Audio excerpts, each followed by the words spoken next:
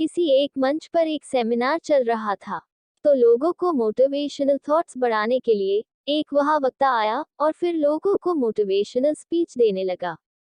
और इसी दौरान उस व्यक्ति ने अपने जेब से एक 500 रुपए का नोट निकाला और लोगों से पूछा कि इसकी वैल्यू क्या है। तो सभी ने हाथ ऊपर उठाते हुए कहा कि यह 500 रुपए का नोट है, इस नोट की कीमत 500 रुपए है। तो फिर इसके बाद वक्ता ने उस नोट को गीले मिट्टी से गंदा कर दिया और फिर लोगों से वही सवाल किया कि अब इस नोट की कीमत क्या है। तो सबका जवाब फिर वही था कि इस नोट की कीमत अब भी 500 रुपए ही है।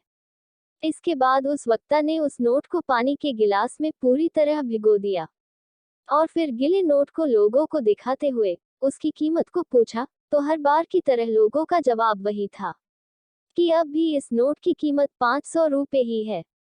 तो फिर वह वक्ता लोगों को अब समझाते हुए कहता है कि देखा आपने, नोट को अलग अलग परिस्थितियों से गुजारा गया, लेकिन किसी भी परिस्थिति में उसकी वैल्यू कम नहीं हुई।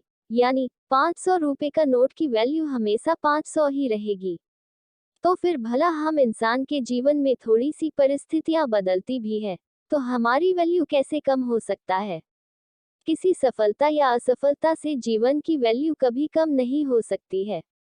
चलो आज मान भी लेते हैं, सब कुछ ठीक नहीं चल रहा है जिसके कारण असफल हो रहे हैं, इसका मतलब यह थोड़े है कि जीवन भर असफल ही होते रहेंगे। यानी इंसान की चाहे कैसी भी परिस्थितियां क्यों ना हो, अपनी खुद की वैल्यू को कम नहीं समझना चाहिए। अगर आज असफल हो रहे हैं, तो क्या हुआ, आने वाले समय में आप ही सफल बनेंगे, जिसके लिए आपको लगातार बस सफल होने की कोशिश करते जाना है। इसलिए कभी भी खुद की वैल्यू को कम नहीं समझना चाहिए।